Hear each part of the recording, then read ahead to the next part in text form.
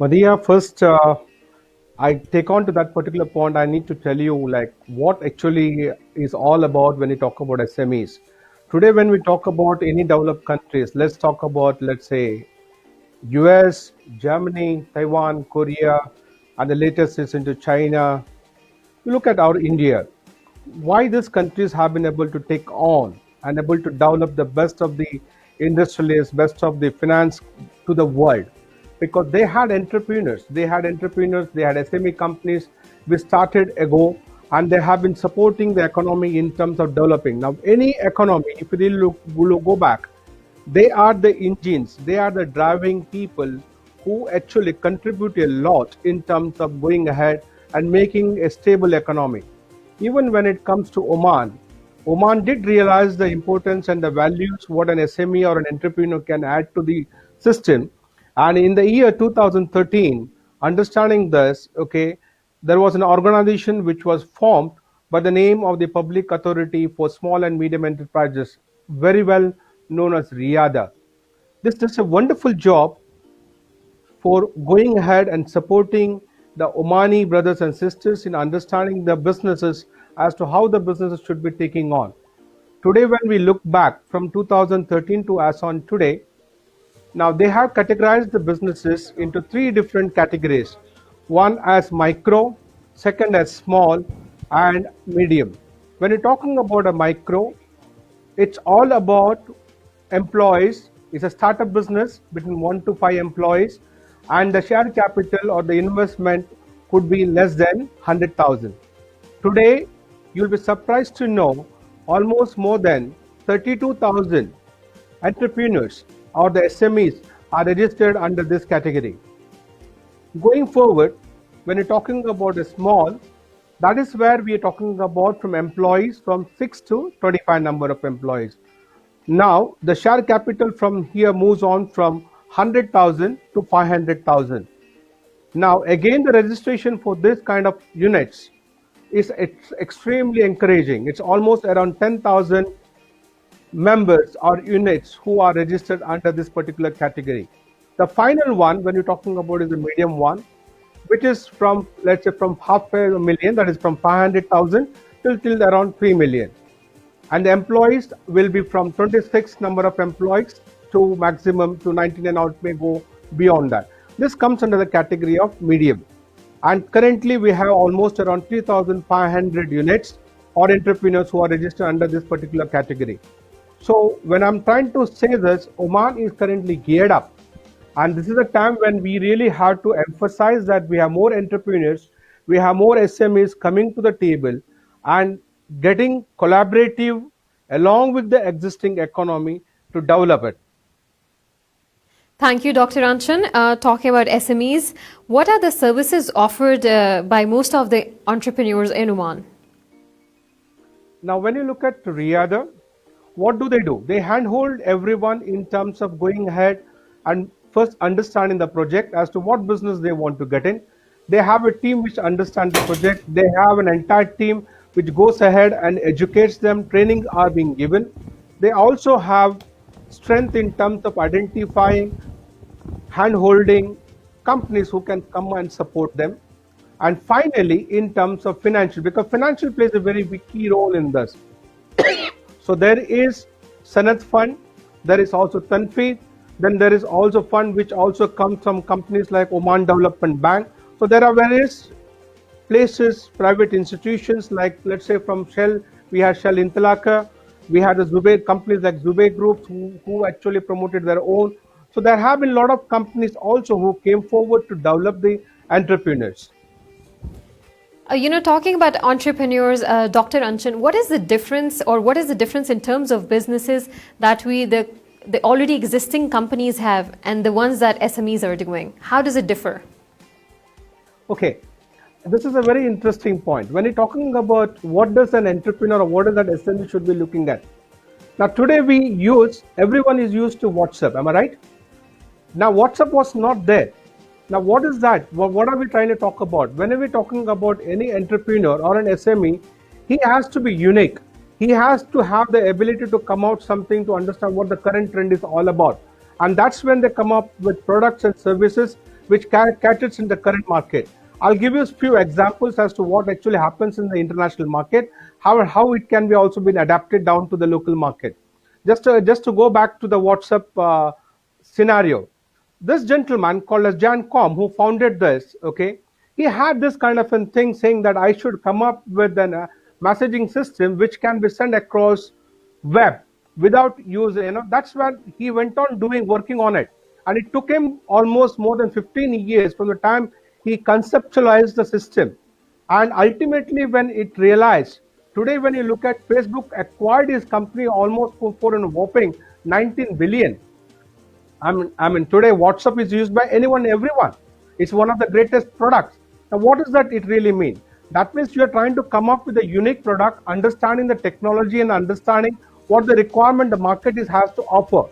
Similarly, when you try to move forward, any entrepreneur, whosoever it is, if he has to go and start any existing business, he has to first understand whether that particular core competency is within him. He has to gain the experience and knowledge. So he has to work within such kind of a companies. Just to quote an example of Hilton, what actually happened is this gentleman was working along with his father, where it was a storeroom. He started working and he converted the storeroom into a small lodge starting from 10 rooms, and then he created history. So what am I trying to say here is, any entrepreneurs who want to start in first, gain the experience of the industry knowledge whichever you want to get in, and that's where you're going to excel. Without industry knowledge, without understanding the competition, like you may walk into a restaurant, it sounds extremely good to say, okay, why should not I start this restaurant? But believe me, the challenges are different when you actually get on. So it's very vital. Another example to quote, Walmart is a classic example. The gentleman used to work in the military and he was into supply chain and logistics.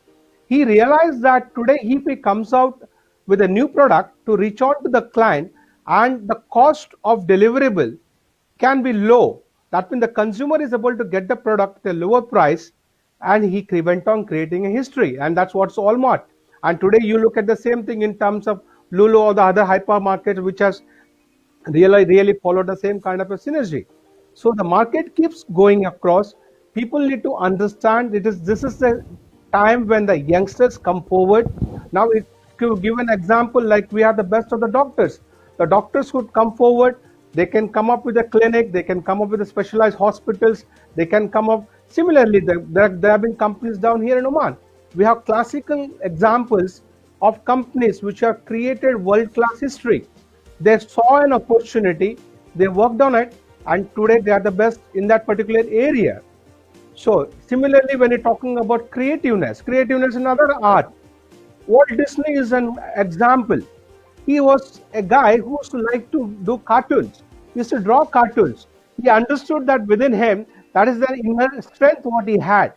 And to make the best of his potential, he started working on it. He wanted to work for a publication. He did not. He started working on its own. Ultimately, he got and released in an advertising agency. Ultimately, after working and making it happen, he created his own, and today the world knows Walt Disney as one of the best. And again, it's a creativity which brings into the best of the ability. Similarly, in Oman, you have a lot of people who have actually created products like Amoch, one of the best perfumes in the world. I mean, today I can talk about it. We also had the best of the IT software, which was called as Medicom. It was a software which was created in Oman.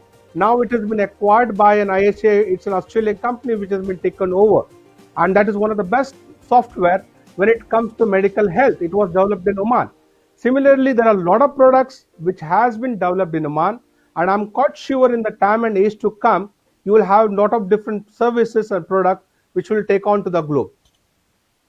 Very well said, Dr. Anchan. And as you mentioned earlier, while you were talking about the challenges being faced by them, I would really like to emphasize on that point. What do you think are the challenges being faced by the entrepreneurs, especially in the wake of coronavirus?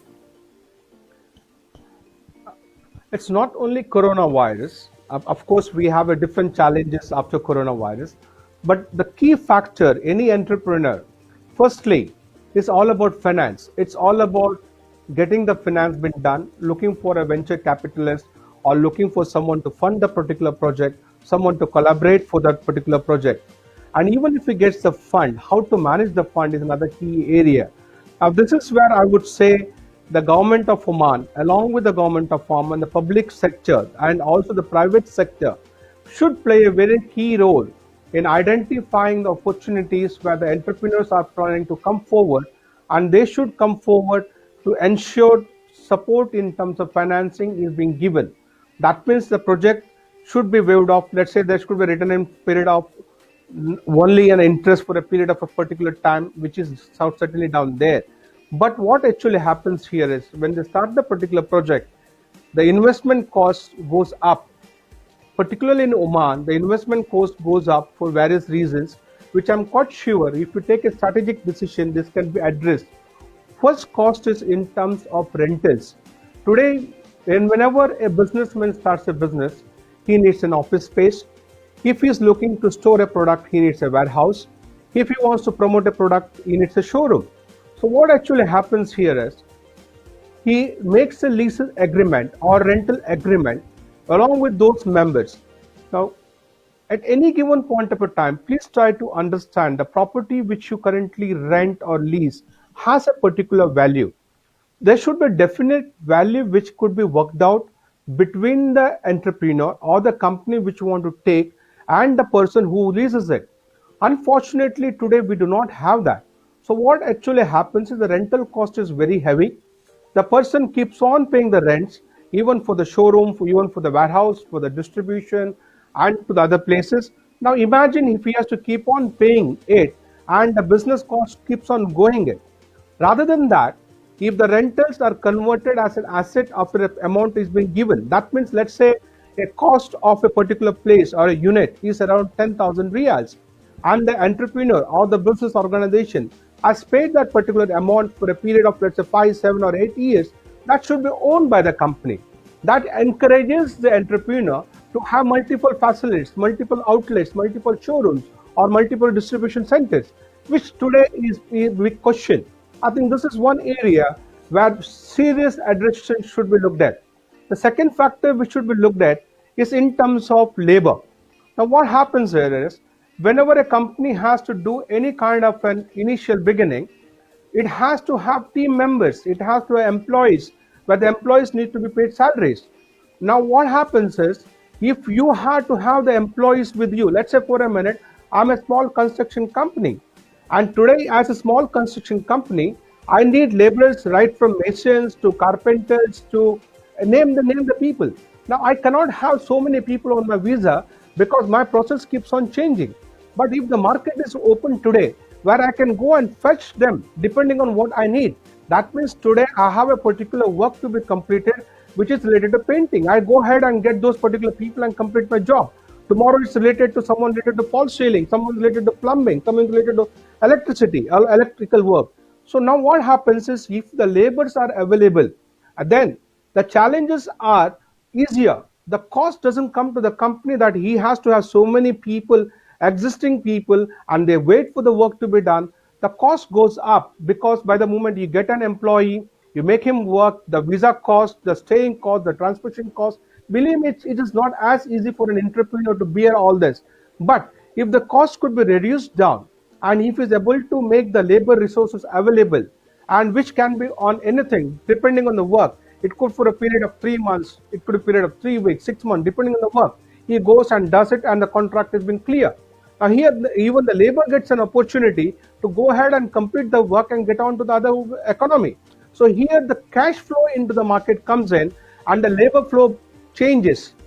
The third important point which I would like to really address here is we do not have clusters. At this point of a time, like we have Knowledge Oasis, which is into IT and telecommunication. The largest countries of economies which have developed this SMEs, they have clusters. That means organizations which work closely. That means I'm a company which is into manufacturing of a particular product.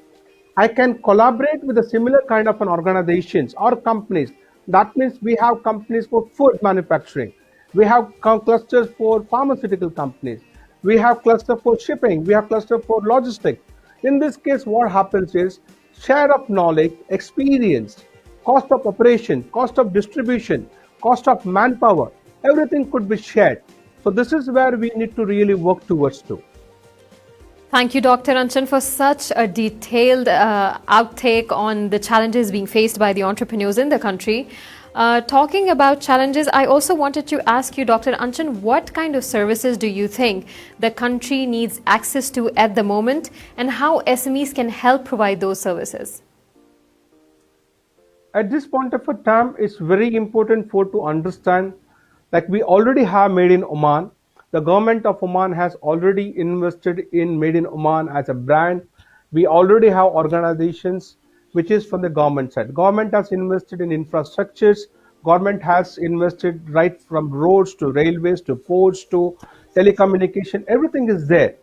Now, this is where the entrepreneur has to understand where does Oman as a brand stand in the global or the international standard. This is where we need to work. We also have young Omanis, highly educated, highly adaptive, who have the knowledge to go ahead and work in any sector. So why today is the time where the entrepreneurs have to come together and say, what is that Oman should be good at? So going forward, Oman can be a cluster or can be a hub, which is could be the hub for the entire, let's say, as I was discussing on the other day, going forward, food is the key area, because within the Middle East, when you look at the topography, if you look at the climatic condition, Oman has the best. We also have the best in terms of the water resources. We also have the sea source resources. I think we should look at having goods and services which is related to food industry. And the minute the product is made in Oman, that means we get in the product, we cultivate, we go ahead, take care of our fisheries, we take care of agriculture, we develop, bring in more technology related to agriculture, while we have the best of the agriculture, which is also happening today. But we should scale it up. So we become a hub which is related to food industry. We can be the largest suppliers from Oman, not only to the Middle East countries, but also to other countries. So other than the food industry, we have various interesting service industries like the youth. So right now we have the IT infrastructure, facilities could be developed where we go ahead and create sub ancillary for pharma industry or for logistic industry. I think opportunities should be identified. How is that we can connect to people, network with people, and make the best of the foreign companies or the foreign investments to collaborate with us, use our youth, use our resources. We also have the best of the in terms of the landscapes, in terms of tourism kind of thing. After the COVID, probably we can promote health tourism, and that's one of the key areas also to look at. So I think time has come to identify 4 or 5 different areas, and if we focus on that, we have a great future. Right, Dr. Anchan, as you already pointed out, the challenges and the services that is needed in the country and how SMEs can actually work towards providing these services in the country. I would like to ask you that what sort of support do entrepreneurs and SMEs need right now? And what do you think, what support is the government and private sector providing them? This is one of the key area. Although we have support which is currently down there, but that's not enough. I think we need to support them out wholeheartedly, because what actually happens is whenever an entrepreneur or an SME company comes in, they have a project to start with. The one of the key areas where they find problem is related to funding. Now this is where I would say corporate companies should now look at supporting them. That could be an ancillary unit of that. That means tomorrow, let's say a company which is into automobile industry and they have grown here in the market and they're doing very well. Now an entrepreneur or an SME company which wants to get into this, they should handhold them. Now they can be part of their units. They could be in terms of giving their technical support, or in terms of providing space, or in terms of providing their manpower, but also in terms of giving support in terms of financial aspect. Now this can be extended to any of the companies. Today let's look at the manufacturing companies which already is down there, and they already are doing quite good. Now they are exporting to different countries. Now they should come forward and adopt young Omanis into subsidiary things. Now let's say for a minute a company is into manufacturing of oil product, or into chocolates, or into biscuits, or anything else. They can always handhold. and the companies can come and support in terms of logistical distribution, supply chain management, placement, of going and selling of the product, or even to come and help them in doing R&D for new product lines. And that can be a vertical product line, and once it goes ahead, this main company can acquire them. Why should we look at from the outside area? So today, if the local manufacturing companies, which is already down there, and if they are able to give helping hand to the local people, and they invent, they are creative, and they come forward with the product, and a new R&D product has been done, why not? The existing company can take over the product, take over the particular team, and move on. I think that is what is required. Right, Dr. Anchan, talking about the youth you just mentioned in the last statement, what skills do you think the fresh graduates or the youth that is actually going towards getting themselves into SME business or SME, what kind of skills should they learn and skills that is required from them? There are two different areas. One is the youngsters who already are dreaming when they grow about. I mean, they know where to reach. That means, as I was talking about Walt Disney, or you talk about best of the businesses, be it from Apple, be it from Bill Gates, you look from anyone for that matter. They already thought of dreaming big. So entrepreneurs are made. It's within them first. So they have to think big. They have the vision to make it happen. So these entrepreneurs, when they want to understand, they need to focus on the area they need to really look into. They cannot look into multiple areas. They should be focused on one area, get themselves educated in understanding which is a key factor or key area, how they are going to be different from others, what is the similar kind of a product or services in the competitive market is being offered. Similarly, what's happening in the international market. They should get educated about it, understand how are they going to differently place this product. If I get into that particular product, how am I going to sell this particular product? Why should someone go ahead and buy the product which I'm going to get on? What is that I'm going to bring new or the uniqueness to this particular product or service, what I'm going to offer? That's very important for them to understand. Before he launches, he should also go ahead and work with an organization which is similar to that particular industry. He understands the competitiveness, he understands the challenges that organization faces. So minute he works with such kind of organization, gives him an edge to understand what is that he should not be doing, or what is that he should start with, or what is the plus point he can bring in. I think this is the area which should be there. And one of the key areas also, I think, in Oman today, like any other best, the Oman made product, whenever it is marketed to the consumers here, it should always be available at a better price. That means, let's say for a minute, a cheese made in Oman should be a better price, or a product made in Oman should be at a better price. So the consumers, they go ahead, it could be a soap, it could be a biscuit, it could be anything for that matter. It should be competitively priced. That means if say a product is being sold for 1 riyal, this should be discounted at least 10 or 15% lower. So people are getting induced to go ahead and buy the particular product because they get a product which is of a better quality. At the same time, a substitution from the consumer thing, once they get used to the particular product, then they stick on. And there has to be local incentivization for any product, first within the local market, acceptance of that, then goes to the international market. Thank you so much, Dr. Anchan, for joining us and actually enlightening us with so much detail about SMEs and how they can help boost the economy and what new skills they can learn to be in SME. Thank you so much, Dr. Anchan. Thank you, Madhya.